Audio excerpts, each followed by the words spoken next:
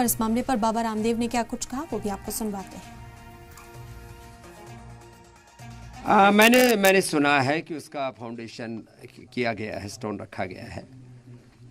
भारत बाबर का देश नहीं, भारत महाराणा प्रताप, छत्रपति शिवाजी महाराज, चंद्रशेखर, राजगुरु, सुखदेव, भगत सिंह का, रामकृष्ण का, शिव का देश है, सनातन का देश है।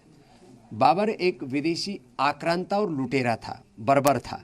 इसलिए उसके नाम को महिमा मंडित करने वाले लोग, मुझे लगता है वो कहीं ना कहीं भारत के साथ गद्दारी कर रहे हैं और ऐसे लोग कभी भी अपने मकसद में कामयाब नहीं होंगे।